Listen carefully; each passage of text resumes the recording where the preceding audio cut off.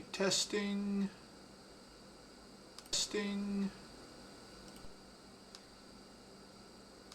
Okay.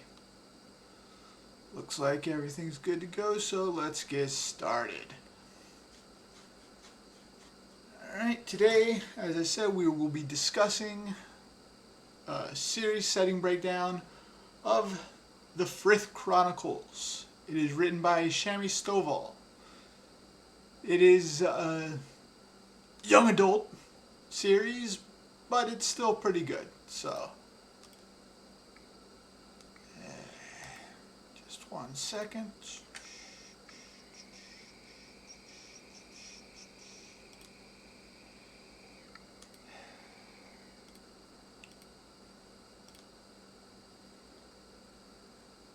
Alright.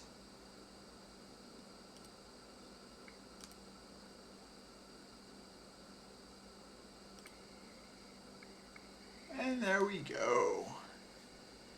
This is the Frith Chronicles by Shami Stovall.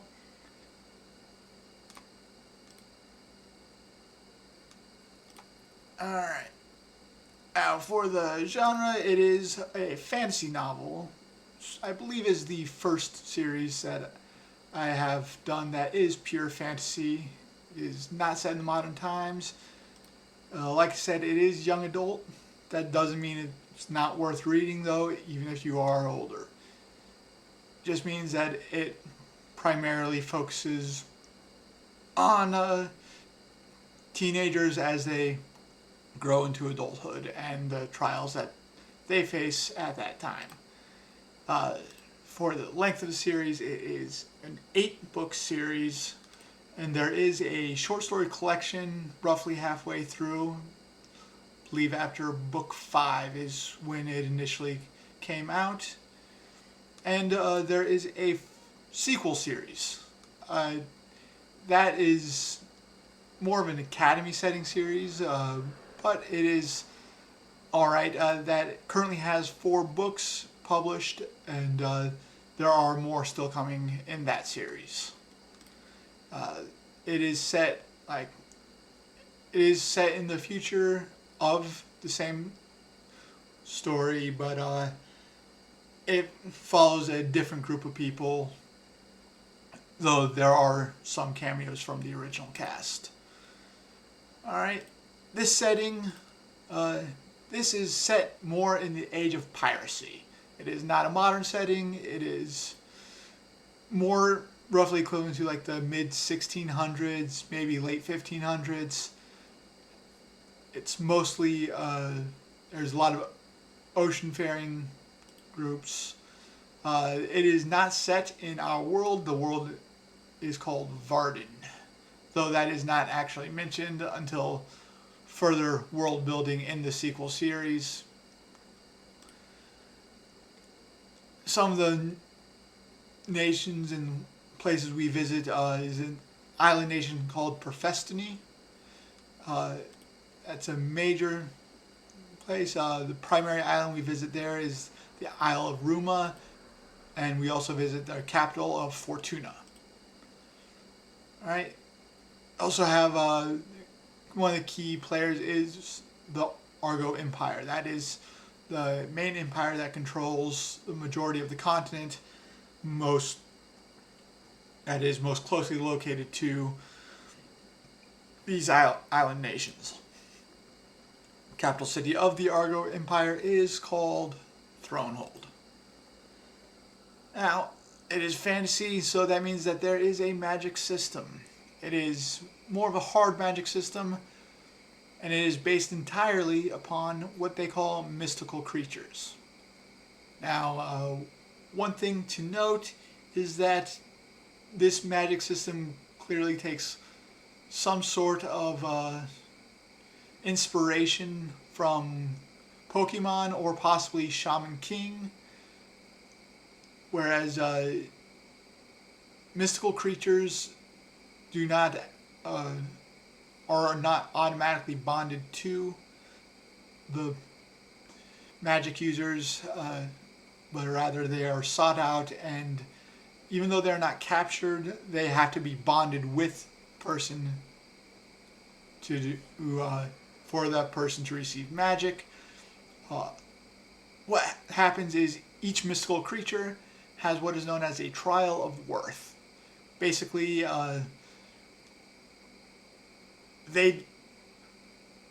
whoever uses magic has to prove themselves worthy of bonding with the mystical creature. Once mystical creatures become bonded, they are often referred to as Eldrin. And that is a change that they go through as well. So, once somebody bonds with an Eldrin, they are then called Arcanists. So, there's no mages or anything. They're all called Arcanists. Trial of worth. That varies depending upon which mystical creature. No two are the same for different species. So you have what you would do to prove yourself worthy to a phoenix is different than what you would do to prove yourself to the dragons, and oftentimes they're associated to what the species values. For instance, like a sphinx values knowledge, whereas a dragon might value ambition. So some value honesty, some value perseverance. Yeah. Now, it's not always considered like the good traits that the mystical creatures value. For instance, there's some creatures where the trial of worth is to drown your firstborn child. Not a good person, but those are still the mystical creatures that exist. Alright, now for the Eldrin, you might wonder why would they be willing to bond with a person? And for that, that's because mystical creatures do not age until they bond. They are always in a childlike or infant-like state without that bond. So any fully grown, fully developed mystical creatures are ones that have already been bonded. So that is a pretty high incentive for them to bond. Now, some of the issues that might occur is once they are bonded, and one of the reasons why they have the trial of worth is because a mystical creature or an Eldrin develops some similarities in their personality to the Arcanist. So what they do with that is that's why they're so selective, because the Arcanist does have influence on that. They do become more powerful over time, though how powerful they get is dependent upon the type of mystical creature the Eldrin is. Another reason is that with the actions of the Arcanist, an Eldrin has the potential to reach what is known as a true form. It is a transformation of sorts that basically allows the Eldrin to become far more powerful and to develop more of who they are. Right? Now there is a tier system in this series. Although it is not referenced directly, it is mentioned in like how to categorize exactly how powerful the Eldrin are, because some are just innately more powerful than others. For instance, like the tier 1 is lowest tier. It includes mystical creatures like will-o-wisps, sprites, gnomes, others, various. They are mystical creatures. They will provide magic if they are bonded to people, but there's a limit to how much they do. And also, how old they get and how powerful they get is dependent upon that basically defines what the tier lists. For instance, these mystical creatures typically reach maturity in a few years. Next we have like unicorns, trolls, ghouls. The tier 2, obviously more powerful, takes a bit longer to reach maturity, and so that takes generally a few decades. Tier 3 includes like phoenixes, manticores, leviathans. These are usually the most powerful outside of the dragons, because tier 4 is the dragons. They are the most powerful common eldrin. They are fairly rare, but they are all extraordinarily powerful. And it should be noted that there's not just one type of dragon. There's dozens of types of dragons. So, with the dragons, they do become more powerful as they age, but there's no real limit as to when they stop gaining in power. Like with the will-o-wisps and the sprites, after they have reached full maturity, they simply no longer get more powerful. But dragons have been known to become more and more powerful for centuries. Now, notice that it says up to a 5th tier, and yet they keep saying dragons are most powerful, and that is because there's a group of individuals. It's not really any particular species. There's just one per each number of them. Those are known as the god creatures. They are creatures who are so powerful that whenever an arcanist bonds with them, they become as powerful as gods. And we'll talk more about that because they don't really show up very often and only under very specific circumstances. Now, as for arcanists are they don't gain magic in particular, but rather they gain a specific type of magic from each mystical creature. So when they bond, the type of magic they get is dependent. For instance, an arcanist who bonds with a phoenix will typically gain like fire or healing type of magic, whereas someone who bonds to a leviathan will gain more water type of magic. So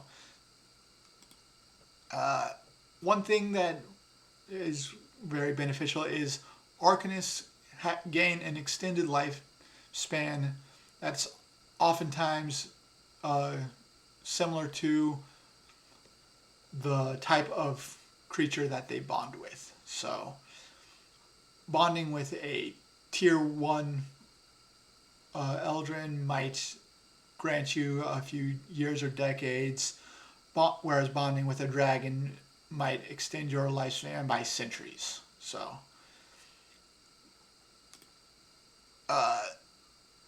oftentimes oftentimes it is referenced in the story about great figures from the past who are still alive. Right? Also, arcanists maintain enhanced regeneration. They heal quicker. They're more resistant to disease. And arcanists, the power level is, while their power level can be based upon the type of eldrin they use, their experience level and how they're often referred to is based more upon how skilled they are with the eldrin. So for that you have your apprentice arcanists, your journeymen, your masters, and then oftentimes, or sometimes when a master arcanist decides to start their own guild, they can become a grandmaster. Now, when an Arcanist dies, the Eldrin can still live on. And when an Eldrin dies, an Arcanist is able to bond to a different Eldrin. Now, if the Arcanist does die, and the Eldrin has already either reached maturity or gained experience, they can bond again with a different Arcanist, but that's known as second bonding and is often seen as more in a negative light because there are some negative aspects to second bonding. For instance, for the Arcanist to cast magic, it is far more difficult than it otherwise would be for the first one that bonds. Another issue is that when an Eldrin bonds to someone, like I said, the personality does transfer over to a degree. Now, for a second bonded, that can cause a clash if the person who is second bonded has a starkly different personality to the person who was first bonded. So that can cause psychosis a bit if there's enough of a difference in there. So it is not often that you see a second bonded. As for the magic itself, magic is split into mostly 5 different categories of what magic can be used. There's evocation, manipulation, augmentation, imbuing, and an aura. Now, evocation is basically what you can emit. Like if the magic is fire-based, it is producing flames and throwing them at people, basically. And manipulation is sort of what you can do with that element that already exists, like controlling a fire. Augmentation is something that is a way that you can enhance yourself using the magic that you have. Manipulation can also be enhancing someone else. So then you have imbuing. Imbuing is basically your enchantments and how you make enchanted items and artifacts. And then you'll have an aura. An aura is usually something that is learned later. It is a far more advanced form of the magic, and that is basically using your magic over a vast area to affect everything within that area. Right. Now let's get into some of the basic political entities that are significant in this series. First, we have island nations.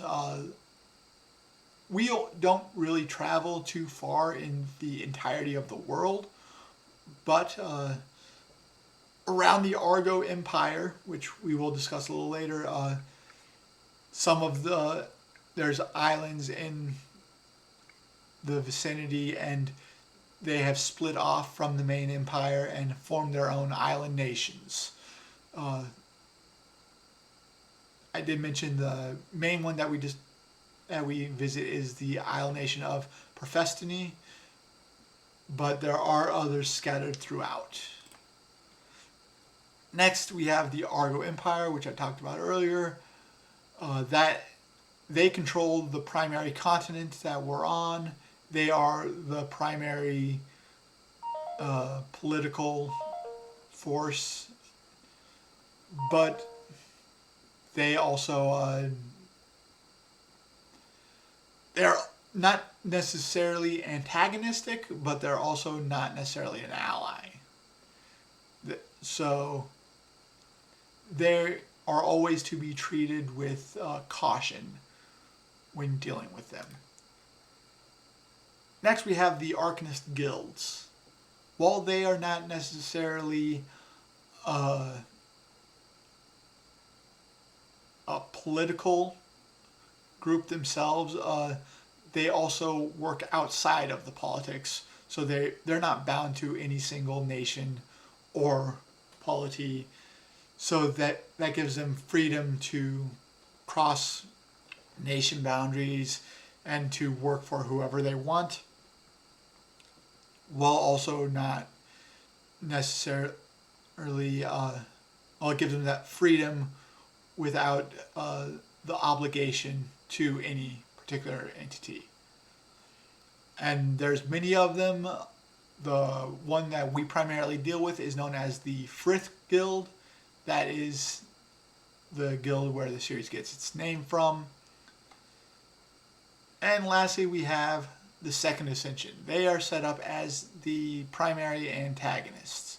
They are ones that are trying to overthrow the natural order of things, or they're trying to take over, and also trying to, in a way, they're trying to cause as much chaos as possible so that way they can rebuild the entire world how they see fit. Now, significant events that happen in this world is called a turning of an age. Now, the first time this happened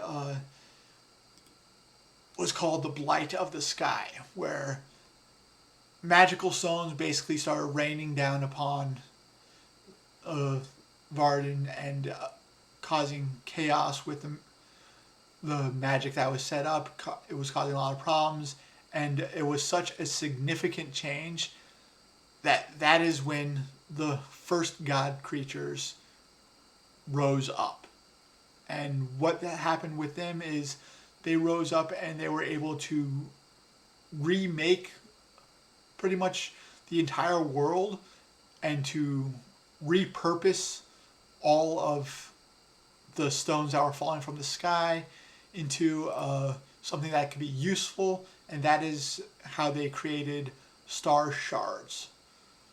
Now that's significant because star shards are the key ingredient, the key catalyst in creating magical artifacts and magical items using the imbuing of magic. So that was the most significant thing that occurred back then.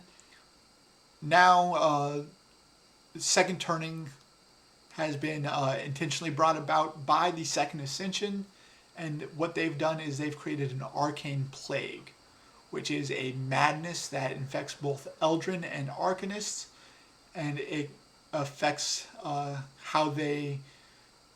it turns them into basically power hungry with a desire to spread the plague, though it does give them more power than they otherwise would achieve. It corrupts their mind and causes them to want to destroy and rend and spread the plague. Now, the plague was spread for the specific purpose of creating the second turning of an age and causing the god creatures to rise again.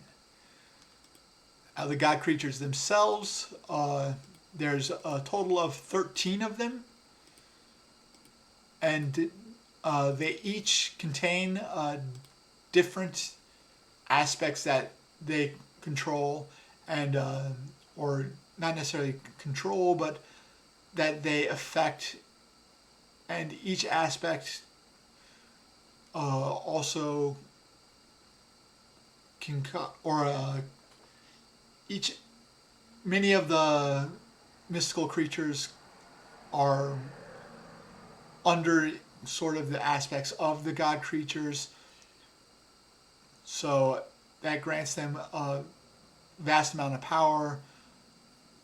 But also, for instance, like the world serpent can create land and adjust the continents themselves.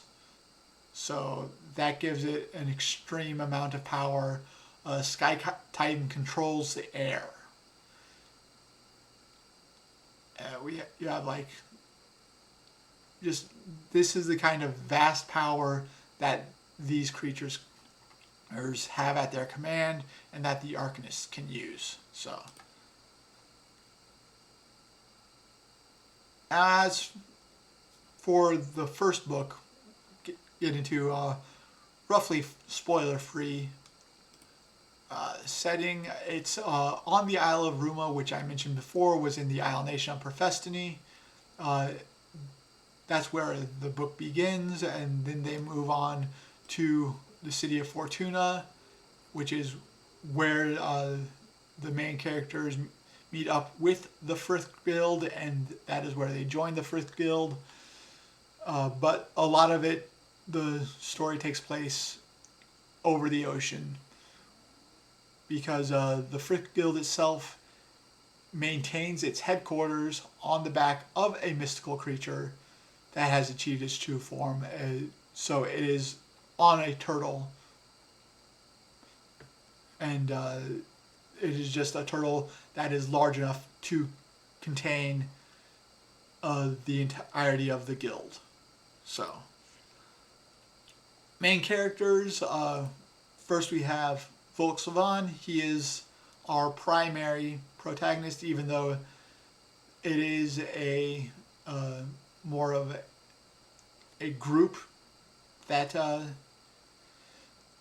we deal with. There's 6 main people that we deal with in the group, but it is clear that Volk is the main character.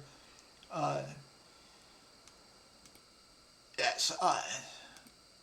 We also deal with Ilya, who is Volkswagen's adopted sister, although Volk himself is adopted. And these other names that I have on here, those are the Eldrin that they have bonded to.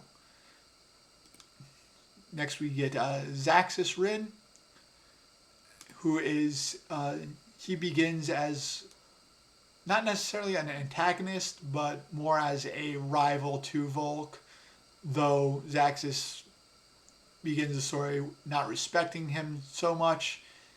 It's a typical situation. And then we also have Addie, who is also from the Isle of Ruma, and she is primary romantic interest of Volk, although it's doesn't really go too far, because they are all very young. They are teenagers. The story begins when they have just turned 15, and what happens is on the Isle of Ruma they have a flock of phoenixes,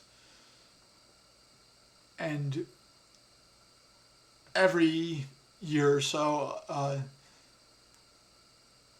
certain people who have grown up, they attempt to go through the trial of worth to bond with the phoenixes. While Volk does not succeed, he does later manage to bond with some, or with an Eldrin that was aboard a boat that had recently crashed, and he manages to bond. He and his sister managed to bond with Eldrin from that crash. So later, since they have all become Arcanists, they then head to the city of Fortuna, and at the city of Fortuna, they apply to join the Frith Guild, which is a near legendary guild that has been known to do good things throughout the world. There they meet another friend, Hexa. She's from a different area, and she has bonded with a Hydra. And they meet Adelgis, who is from another area as well, who is also joining them. And there they meet and are trained by Everett Zelfrey and Gregory Ruma. Now, if you're wondering if Gregory Ruma is named after the Isle of Ruma, the answer is no. The Isle is actually named after Gregory Ruma because, like I said before, the Arcanists can be very long-lived, and some have been around for centuries. He is one of those, and his exploits in the Frith Guild are oftentimes considered great and heroic, and the Isle of Ruma is named after him because he's actually one of the people who founded the cities there. So basically, the first book is all about how the six apprentices join the Frith Guild and begin their adventure. But Luther, the Nightmare for Volk, he is a second bonded. He was initially bonded to a different Arcanist who was on that boat that crashed to protect the other Eldrin that were there, because they were being taken somewhere else to be protected and studied. And that boat was destroyed, according to Luther, by Gregory Ruma. And the extent of the story is basically how Volk is trying to investigate, because Ruma is considered very heroic and very powerful, very popular. So Volk insists on an investigation and learning about what happened to those Arcanists. So that's how the story begins. Later on throughout the series, they then learn more about Second Ascension and how they fight against it. It's a very good series. Honestly, the way the initial series ends is one of the better ways I've seen a story of this type end. It was very good. It is young adults, so there is some consideration towards that. If you don't like reading that, I find it still a very good book, very well written. And that's the Frith Chronicles. Recommended. The sequel series is an Academy type book series, so if you don't like those, you might not want to, but the first series is complete in and of itself. You don't have to read any further. So that is the Frith Chronicles by Shami Stovall.